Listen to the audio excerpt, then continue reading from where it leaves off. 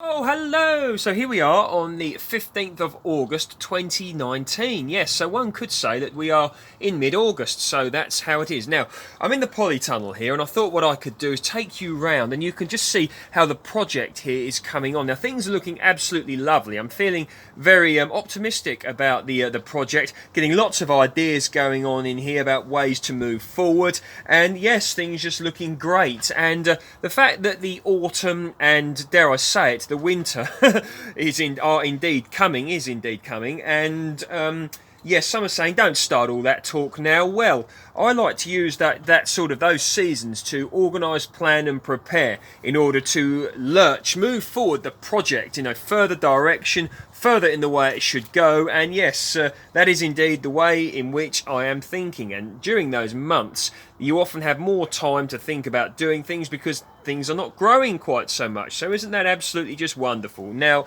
oh yes, we're going to be looking at the squashes in a little bit. Now, the squashes are looking absolutely squash-tastic, wonderful, lovely, and large. So that's lovely, in fact. But yes, so we're going to start here in the polytunnel, and you can see what is indeed happening. So now, yes, look at that. The peach tree. Yes, that speaks for itself. The majority of you are well acquainted with this peach tree. But look at these Tommies. These tomatoes are just looking lovely. Won't be too long now till they start coming. Now, I'm fully aware of the rustic, if not one could describe the tomatoes here as not looking, tied up and tidy, but that's because I let them do their own thing, mainly due to time. And of course, many people get the idea in their head that when they grow things, it has to all be perfectly organised, has to be lovely, it has to be picturesque. Well, I don't think it does, to be honest, and in fact that approach often in many ways puts many people off because they start agonising over the smallest detail, if they just want to get a crop, put some tomatoes in and let them do their thing. I mean, they grow that way, they want to grow that way, and obviously it is best practice to tie things up and make them look wonderful, and you can probably even get a bigger crop and better crop if indeed you do that. But if you haven't got time, or if you don't want to, or you simply just want to grow some tomatoes or whatever, bung them in and see how they go. I mean, that is one approach that can indeed be taken. It's sort of like Jamie Oliver's approach, wasn't it, to cooking, about chucking the ingredients in. Do you need to agonise about every single thing? You probably don't. Of course, if you're a professional grower, a very different subject indeed, but the chances are if you're watching my channel, you're not a professional grower. Okay, now, so looking at the grapes there, looking absolutely lovely, coming on, and really won't be that long now until I get a lovely crop off of those, and I am indeed looking forward to that. I'm going to hopefully be taking lots of cuttings from this vine. There you go, more down there, so quite nice. Orange tree is as is. The tea plant is coming on lovely, and these snake beans, more or less a crop failure, doesn't matter, not guaranteed in this country, so nothing's guaranteed, but something like that thrives in the subtropics, of course, is not going to be. I'm going to be taking them out and doing other things. Now, I'll just show you these little grapies. Now, remember these grapes that, there you go, look at that. Remember how unimpressive that looked when I first got it? Now, this is variety Muller Thurgau. I'll let you have you can pause the screen if indeed you wish to have a look at that. But that's coming on very well, and they were looking incredibly unimpressive when I purchased them. And another variety here, this is Venus. Okay, come on. So Venus is looking much better I'm sorry about this. Come on. Goodness gracious me. Come on. Right, Venus is looking nice as well. So this is hopefully going to be... I'm going to probably be growing these in containers because I want to...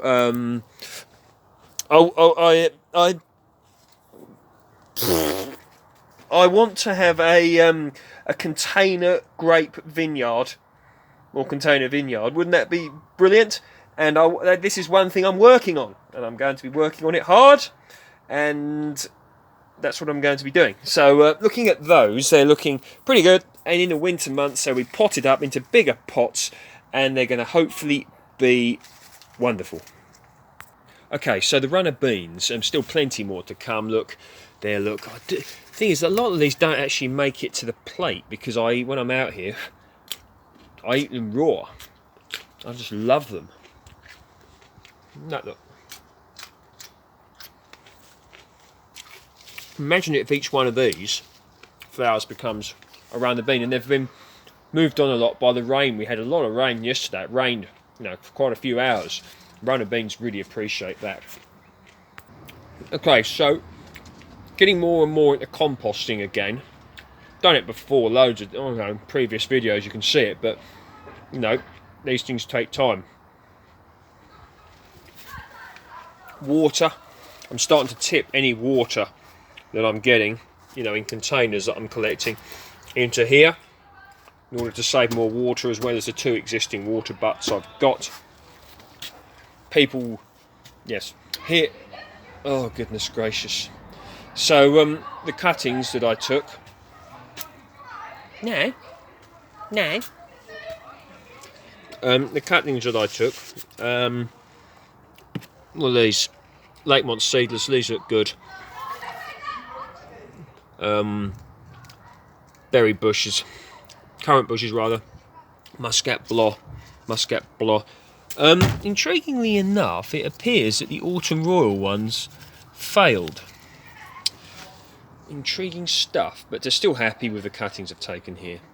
Now down there, if you'd saw the last video, the coffee plant's looking good, by the way, down there. Thank you very much, by the way, for the viewer that said about them being an understory plant. I'd completely forgotten that, honestly speaking, even though I've seen them in an environment like in the Philippines, growing in the understory of trees. But yeah, so they can tolerate sort of like lower light levels, so when that comes inside in the winter, it shouldn't be a problem. These are going to be my winter chard and spinach in this container here, and I intend to have a lot more of that going on in here. This is hopefully going to have a lot of vegetables growing in containers over the winter period, so I've still got a good supply of food for the winter. Well, we shouldn't be too long until the old conference pears are ready, which is a thing I will be happy about. Quite a few on here. So yeah, you can see this is quite a nice size for a sort of backyard tree. Perfect, really, because it's big enough to give, to worth having in regards to the crop size, but it's not a massive tree. So, in fact, it really doesn't grow much, and I don't have a problem with it, really. It's a lovely tree. Okay, a bit of a winter vegetable bed here. You can see the spinach is looking good, and the beetroot that I put in is looking good. You remember that I had the, crops in waiting for a lot of this, and also someone gave me some plugs that they didn't want anymore, so I put them in. Look at that. Might even cook that. That's a patty pan squash. Might even cook that for dinner tonight. Definitely going to be growing more squashes next year. To me, they're such a curious plant. This squash here, on this sort of vine that I'm growing up, it starts all down here in the bed, and it goes all the way up here. And look at that. This isn't the biggest one either, but that's a great, lovely looking squash, isn't it? Beautiful. And growing up there. Okay, so looking at the vegetable bed here, that squash, you can see it, look on the right there. This one's finished growing more or less, I think. The vine is, it's not doing so well. I might pick that, and that looks fine, perfectly okay. I'm going to eat that soon. And this squash here, well, I mean, I think this is the biggest one so far. There you go. You can see how big that squash is. I'm not going to pick it yet. I want to let it really mature, but just such a sort of exciting thing to grow. And they keep as well, which is a brilliant thing. What else have I got that you can see? Oh yeah, I've got more beetroot. That's going to be coming up probably this weekend. And just I've been getting cucumbers as well. It's quite a rustic approach. Another little cucumber going there. But next year it won't be quite such a rustic. There's another cucumber there. Won't be such a rustic approach taken. I'm going to be doing a lot of contemplation over the times. We've got all sorts coming out here. Really have. Runner beans. And down here I've got some more patty pan squashes there as well. So yeah, Squash City. Okay, yes, so amongst the craziness, I think you can see the method in which I am applying here, but you just wait until things work out. And you know, the thing that I want to get over to people really is, you know, if you really want to do this, grow your own, do it. You know, find a way. You know, don't agonise over the smallest details. You know, you want to grow a few tomatoes, grow them, let them go crazy. Yeah, invoke that interest.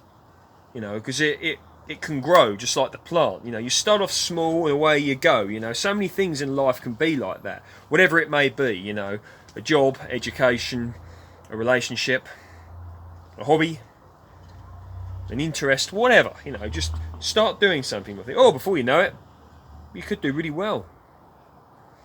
Intriguing stuff. Anyway, if you like my work, please feel free to like, share and subscribe. And I'll see you in the next video.